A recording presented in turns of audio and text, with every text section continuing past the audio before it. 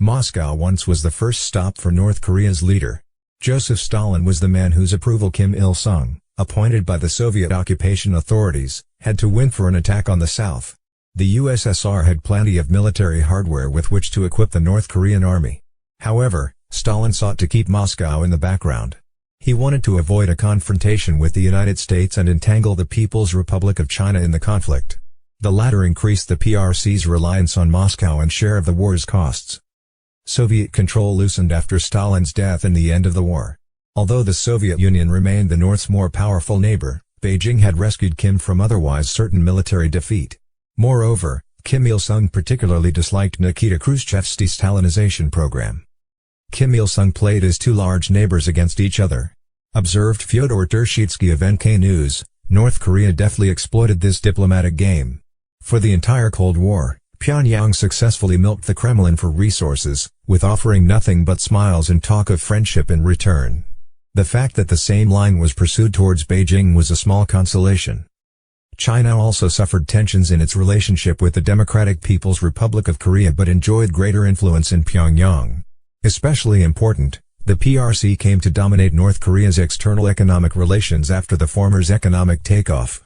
Later the DPRK reacted badly when after the Soviet Union's collapse the newly constituted Russian government opened diplomatic relations with the Republic of Korea.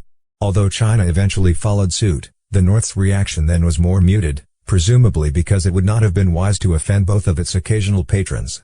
China's and Russia's relative status in Pyongyang were highlighted in 2018 by the summit between Kim Jong-un and former President Donald Trump.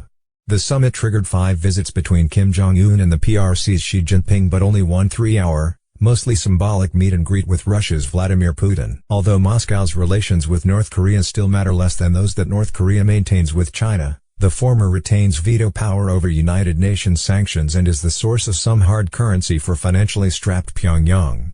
However, Russia appears to genuinely oppose a nuclear North, which is hardly surprising since North Korea's growing arsenal makes that state more independent from all its neighbors, including its nominal friends.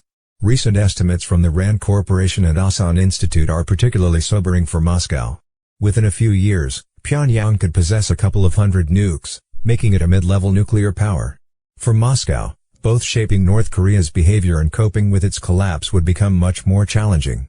Indeed, the recent visit to Seoul of Russia's top nuclear envoy, Vice Foreign Minister Igor Morgulov, ironically at the same time as U.S. Special Representative Sung Kim, was indicative of the Putin administration's concern. Unfortunately, there was no three-way meeting.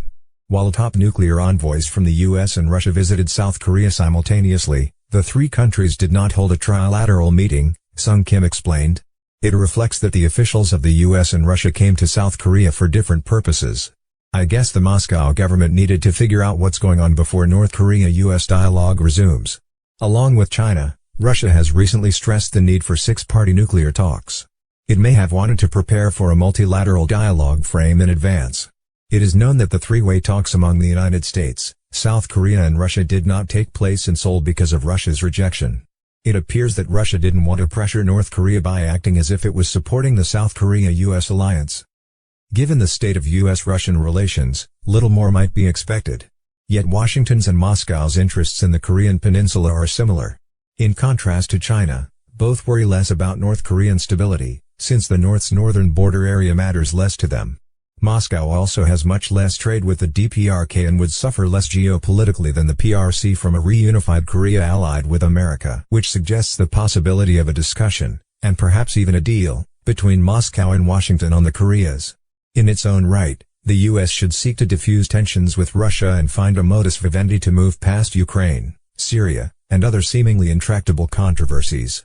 While Russia is unlikely to become an ally with the West against the PRC, those two nations have an uneasy relationship in which tensions might predominate if antagonism toward Washington no longer push them together.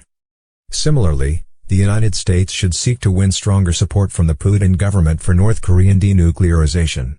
Although historical loyalties going back to the Korean War will always affect Moscow's perspective toward the North, the differences in viewpoint would narrow if Russia did not see itself in such an adversarial relationship with America. In that case, Moscow might be willing to coordinate more with the United States and use its influence in Beijing to press for a tougher position toward the North. Although the PRC poses the most important foreign policy challenge to America, Pyongyang is the most intractable problem and it threatens to get far worse. The North continues to turn inward, rejecting an offer of coronavirus vaccines, reversing economic reforms, and seeking to limit access to South Korean culture. At the same time, North Korea continues to expand its nuclear arsenal. Washington should continue to vigorously pursue diplomacy with North Korea. However, the United States also would benefit from the assistance of additional allies working to halt or simply slow the North Korean program. Russia would be a valuable addition to the denuclearization caucus. The Biden administration should seriously engage Moscow on the issue.